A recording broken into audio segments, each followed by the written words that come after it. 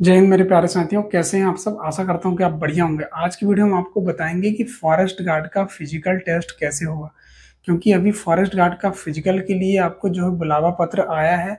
तो कहीं ना कहीं आपको जानने की बहुत ज़्यादा इच्छा हुई होगी कि सर फिजिकल कैसे होता है, क्योंकि बहुत सारे बच्चे ने मुझे कमेंट करें कि फिजिकल की प्रोसेस क्या रहती है।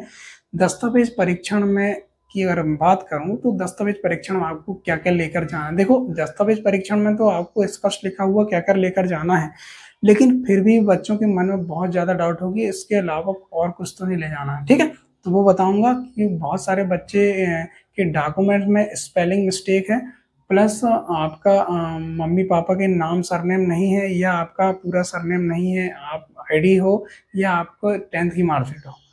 तो उसका सॉल्यूशन बताऊंगा कि कैसा आपको करना है। प्लस उसके बाद जो है आपका जो है मेडिकल टेस्ट हो जाए। मेडिकल टेस्ट में आखिर कौन कौन से टेस्ट आपका होना है, क्योंकि कहीं ना कहीं आप जान लेते हैं तो मेडिकल में आपको जो है दिक्कत नहीं होने वाली। कहीं ना कहीं मेडिकल टेस्ट आपका आसानी से निकल जाएगा। उसके बाद पैदल चाल। पैदल चाल में आपको किस तरह चलना है जिससे आपको जो है पैदल चाल आपकी आसानी से निकल जाए। तो दोस्तों, सर्वप्रथम मैं बात करता हूँ कि आपके जो है फिजिकल के लिए कितने गुना लोगों को बुलाया गया है। तो आप देख सकते हैं 3 गुना लोगों को फिजिकल के लिए बुलाया गया है। सर्वाधिक पोस्ट की अगर मैं बात करूं तो सर्वाधिक पोस्ट आपके बालाघाट डिस्ट्रिक्ट में है, क्योंकि मध्य प्रदेश का सबसे बड़ा वनरत्न जो है बालाघाट का है, इसलिए बालाघाट में जो है सब सर्वाधिक पोस्ट खाली थी और लगभग 450 पोस्ट बालाघाट में भरी गई हैं।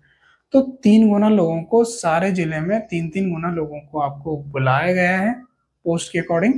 और अगर मैं बात करूं तो आपका फिजिकल कहाँ होना है। देखो, फिजिकल जो है आपके डिस्ट्रिक्ट में फॉरेस्ट डिपार्टमेंट आपका फिजिकल कराएगा। तो कहाँ पर कराएगा वो बताऊंगा।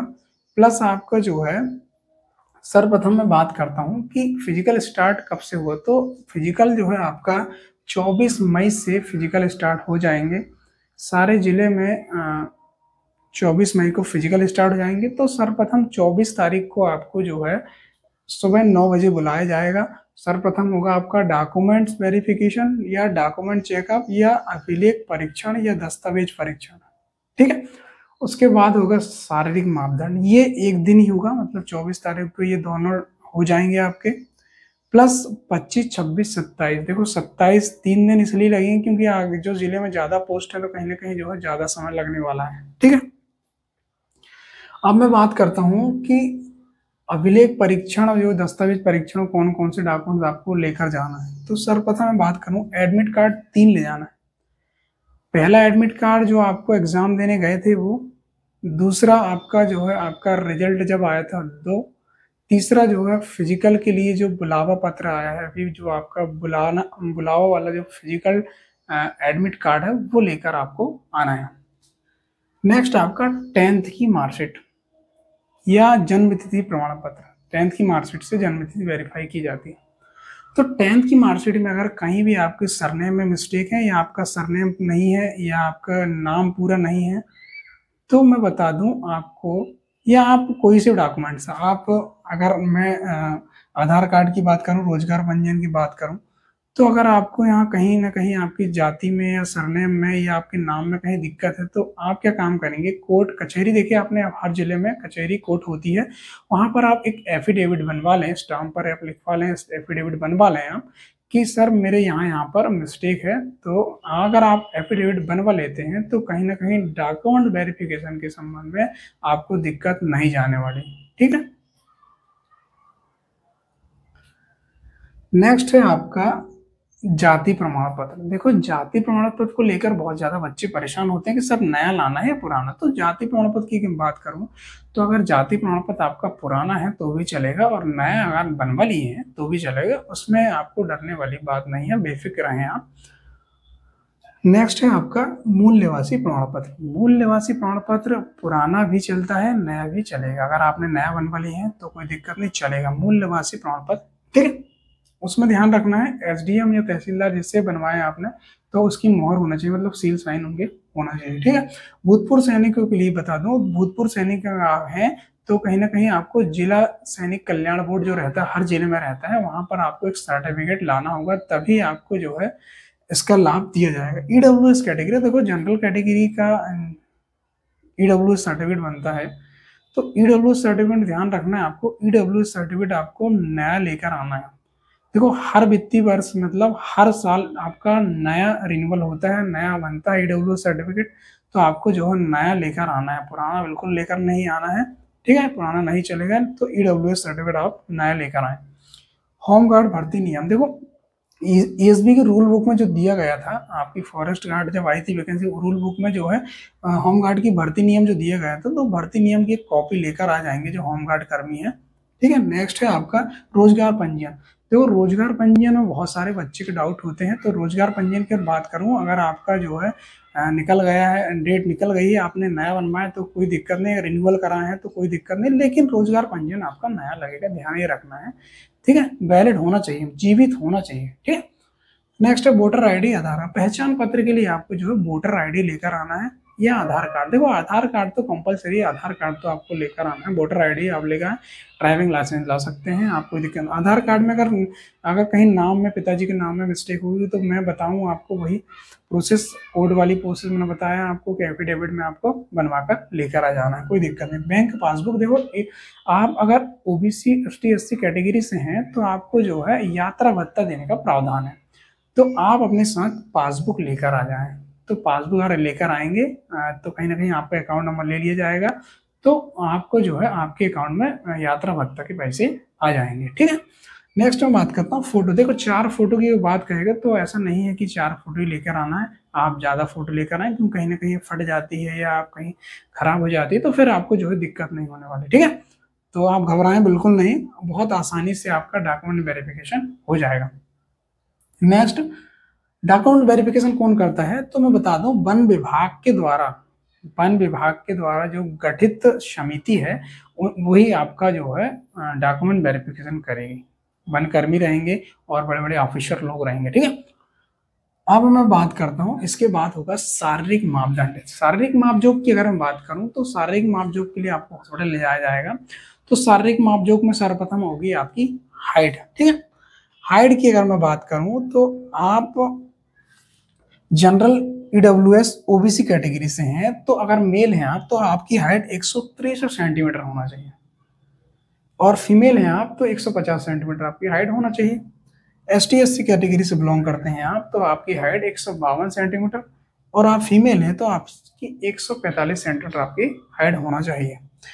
इसके बाद होगा आपका चेस्ट। चेस्ट जो है वाई का होगा, वॉइस में चेस्ट की बात करूं तो 79 से आपका 84 चेस्ट होना चाहिए। 5 सेंटीमीटर फुलाना अनिवार्य, देखो 5 सेंटीमीटर तो फुलाना ही पड़ेगा आपको, 79 नॉर्मल होना चाहिए, और फुलाने के बाद आपको जो है 84 आपका होना चाहिए, ठीक है।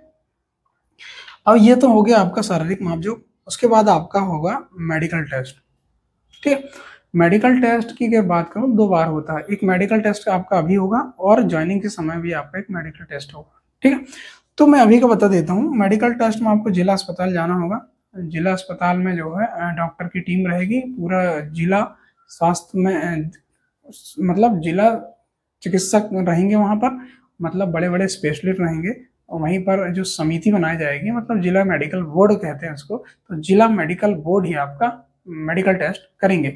तो मेडिकल टेस्ट में आखिर कौन कौन सी जांच होती है मैं बता दूं। आई टेस्ट होगा आपका, देखो सर्वप्रथम होगा आपका आई टेस्ट। तो आई टेस्ट में 2 टेस्ट होंगे। एक पहला टेस्ट होगा आपका colour vision test, colour vision 6x6, 6x9, 6x12, ये आपको जो है कलर विजन टेस्ट होगा। दूसरा आपका जो है वर्णांधता या कलर ब्लाइंडनेस टेस्ट जिसको बोला जाता है, ये जो बीमारी है ये जो है जन्मजात बीमारी होती है, ठीक है, ये ठीक नहीं होती। अगर कलर ब्लाइंडनेस है आपको कहीं ना कहीं तो फिर आपको जो दिक्कत हो सकती है मेडिकल। तो मैं बता देता हूँ,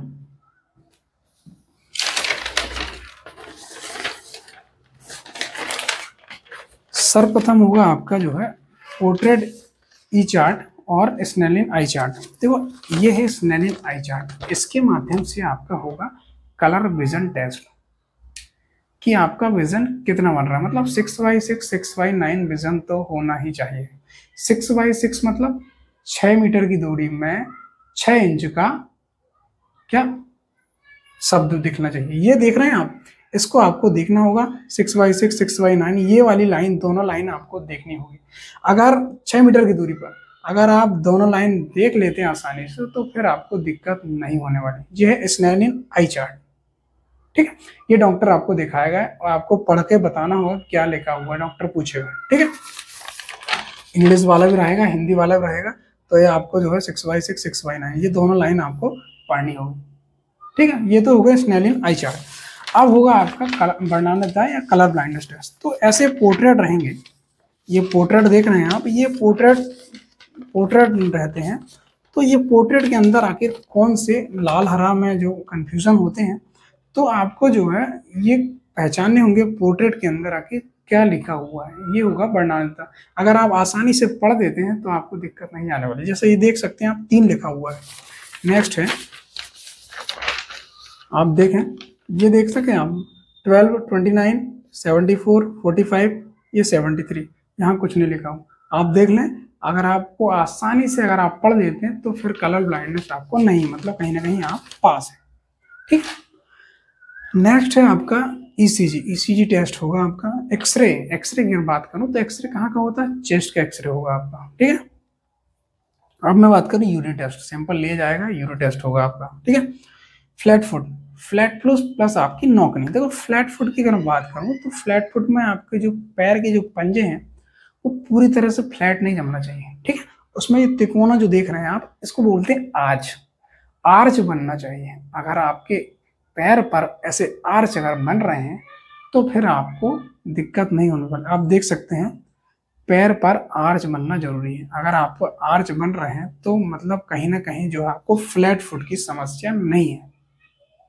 अगर आपके आर्च नहीं बन रहा, आपके फ्लैट पैर जम रहे हैं तो फिर आपको मेडिकल में दिक्कत हो सकती है, ठीक है। देखो एक बोरा रहता है, भींगा हुआ कपड़ा या बोरा कहते हैं, तो वहां पर आप पैर रखे जाते हैं और फर्श पर पैर आपको रख दिया जाता है, तो फिर वो आर्च देख लेते हैं कि आर्च बन रहा है नहीं बन रहा। आप घर पर भी ट्राई कर सकते हैं, या मेरे वीडियो आप फ्लैट फ्लूस पर नौकनी का वीडियो मैंने डाला हुआ, आप देख सकते हैं। नौकनी की देखो, नौकनी मतलब होता है दोनों घुटनों का टकराना, नौकनी प्रॉब्लम। तो नौकनी 2 प्रकार की होती है। एक नौकनी होती है आपकी हड्डी वाली नौकनी, मतलब कहीं ना कहीं दोनों घुटने की हड्डी आपकी बढ़ जाती है तो आपस में टकराती है, तो नौकनी की समस्या। दूसरी आपकी जो है मांस वाली या फैटी नौकनी जो है बहुत आसानी से आप दूर कर सकते हैं। कहीं ना कहीं आपकी दोनों घुटनों की का अगर फैट बढ़ गया हो तो कहीं ना कहीं घुटने टकराते हैं, आपको खड़ा कर दिया जाएगा, उसके बाद अगर घुटने टकराते हैं तो फिर आपको जो है मतलब कहीं ना कहीं फैटी नौकनी का आप आसानी से दूर कर सकते हैं, हाँ। लेकिन अगर आपके पास बोन वाली है, कहीं ना कहीं हड्डी वाली, तो फिर आपको दिक्कत हो सकती है। ध्यान ये रखना है, आप अच्छे से खड़े हों, थोड़ा खड़े होने का तरीका भी रहता है, अच्छे से खड़े हों तो आपको जो है ये नौकनी की समस्या नहीं होने वाली है, आप आसानी से नौकनी ठीक कर सकते हैं। नेक्स्ट है आपका देखो, ये सारी प्रोसेस हो गई आपकी मेडिकल की। यहाँ आपका मेडिकल होगा, मेडिकल के बाद जो है जिला मेडिकल बोर्ड रहेगा, एक सर्टिफिकेट दे देगा, सर्टिफिकेट दे देंगे, तो वो सर्टिफिकेट आपको लेकर जाना फॉरेस्ट उस ऑफिस, वहां पर आपको जमा कर देना, ठीक है। मतलब कहीं ना कहीं आपको फिटनेस सर्टिफिकेट जिसको कहते हैं, कहीं ना कहीं आप पूरी तरह से फिट हैं, मतलब आपका मेडिकल टेस्ट हो गया, आप फिट हैं, ठीक है। नेक्स्ट 25, 26 और 27, जो कुछ जिलों में जो है ज्यादा पोस्ट है, इस वजह से 27 की डेट भी दी गई है। मतलब 25, 26 को लगभग आपका जो है पैदल चाल हो जाएगी। तो पैदल चाल में 6 बजे लगभग आपको बुलाया है, 6:30 बजे का टाइम दिया है, लेकिन ध्यान रखना आपको 6 बजे आ जाना है, ठीक है। आपको जो है पैदल चाल स्टार्ट होने से 30 मिनट के पहले आना है, इसमें स्पष्ट लिखा हुआ है 30 मिनट पहले आपको आना होगा। अगर 30 मिनट के बाद अगर आप आते हैं, कहीं ना कहीं आप लेट होते हैं, तो आपको जो है कहीं ना कहीं फिजिकल से बाहर कर दिया जाएगा, दौड़ में आप भाग नहीं ले पाएंगे, ठीक है। पैदल चाल, तो पैदल चाल कैसी होगी, पुरुष की अगर मैं बात करूं तो पुरुष हैं आप तो 4 घंटे में 25 किलोमीटर आपको दौड़ना होगा। अगर महिला हैं आप तो 4 घंटे में 14 किलोमीटर आपको दौड़ना होगा। देखो बहुत सारे बच्चे सोच रहे होंगे कि 4 घंटे में 25 किलोमीटर कैसे चल पाएंगे, तो बता दूं, इससे पहले भी जो भी आपके फॉरेस्ट डिपार्टमेंट में भर्ती हुए हैं तो उन्होंने भी इस दूरी को तय की है। तो आप भी बहुत आसानी से फॉरेस्ट डिपार्टमेंट का फिजिकल टेस्ट दे सकते हैं। पैदल चाल आप बहुत आसानी से निकाल सकते हैं। महिलाएं भी जो है बहुत आसानी से निकल जाती है, बहुत इजीली निकल जाती है। तो क्या काम करें आप पैदल चाल में, ध्यान ये रखना है आपको। तो पैदल चाल 25 किलोमीटर ये होगी जो आपकी, तो 25 किलोमीटर में 12:30 आपको जाना है, 12:30 आपको आना है। तो उस बीच में जो है 4-5 जो है आपको पॉइंट बने रहे होंगे। तो पॉइंट में जो है आपको बिस्किट और आपको पानी या चॉकलेट आपको दिया जाएगा। तो बता दूं सारे जगह आपको टोकन दे देंगे, एक एक टोकन हर 2-3 किलोमीटर में टोकन दिए जाएंगे आप, फिर आपको कि आप इतने किलोमीटर की दूरी तय कर लिए, इतने किलोमीटर की आपने दूरी तय कर ली है। और रास्ते में आपको जो है सारे वनकर्मी रहेंगे, तो आपका पूरा ख्याल रखेंगे, पूरा ध्यान रखेंगे। आपको कहीं प्यास लगती है, आपको कहीं हल्का फुल्का खाना है, तो आपको जो है दिया जाएगा। ठीक है, तो 12:30 आपको जाना है, ऐसे पॉइंट रहेंगे, तो पॉइंट में आपको जो टोकन दिया जाएगा। तो ध्यान ये रखना है। अब बात आती है कि भाई दौड़ कैसे निकालें 25 किलोमीटर, पैदल चाल कैसे निकालें। तो बता दूं, ध्यान ही रखना है। कई बार होता है, कई लड़के होते हैं कि जल्दीबाजी के चक्कर में स्पीड रफ्तार से दौड़ लेते हैं और फिर जो है उनके पैर भर जाते हैं, कहीं ना कहीं उनको इंजरी हो जाती है, तो फिर उनको दिक्कत हो सकती है। ध्यान ये रखना है आपको, हल्का फुल्का आपको दौड़ना है, फिर आपको पैदल चाल चलना, फिर हल्का फुल्का दौड़ना है, फिर आपको पैदल चाल चलना, फिर हल्का फुल्का दौड़ना, फिर आपको पैदल चाल चलना है। तो आप धीरे धीरे धीरे धीरे धीरे अपनी 25 किलोमीटर की दूरी जो है आसानी से तय कर लेंगे और पता नहीं चलेगा। 3.5-4 घंटे में जो है आपकी पैदल चाल आसानी से निकल जाएगी। ठीक है, आप घबराइएगा बिल्कुल नहीं। आप ये ना सोचिएगा कि यार कैसे निकाल पाएंगे, तो बहुत आसानी से आप निकाल लोगे। इससे पहले भी लोगों ने निकाले हैं और आप भी बहुत आसानी से निकाल लोगे। ठीक है, तो ये थी सारी की सारी आपकी प्रोसेस, फिजिकल, मेडिकल प्लस दस्तावेज परीक्षण। तो ध्यान रखें, आप घबराएं बिल्कुल नहीं, बहुत आसानी से और बहुत ही सिंपल आपका मेडिकल होगा और बहुत ही शानदार आपका फिजिकल होगा। आपको बिल्कुल घबराना नहीं है। सारे फॉरेस्ट कर्मी, आपका फॉरेस्ट ऑफिसर जो रहेंगे आपकी कोऑपरेट करेंगे, बहुत ही बढ़िया रहते हैं। आप बहुत आसानी से आप फिजिकल निकाल लोगे। तो आप बढ़िया अच्छी तैयारी करिएगा, अभी बढ़िया समय है, तो आप तैयारी करें और आप जो है अपना फिजिकल निकालें। और फिजिकल निकालने के बाद जो है आप हमें ज़रूर बताइएगा कि आपका फिजिकल कहाँ से निकला है। ठीक है, और अगर वीडियो देखकर आपको अच्छा लगा होगा तो आप लाइक ज़रूर करेंगे और कमेंट ज़रूर करेंगे अगर आपको कहीं भी दिक्कत जाती है। ठीक है, और अगर आप मेरे चैनल पर नए हैं तो आप सब्सक्राइब जरूर करिए, क्योंकि आपके ऐसे ही मैं वीडियो लाता रहूँगा। और कहीं भी आपकी समस्या है तो आप निसंकोच मुझसे कमेंट करें। ठीक है, तो जय हिंद, जय भारत।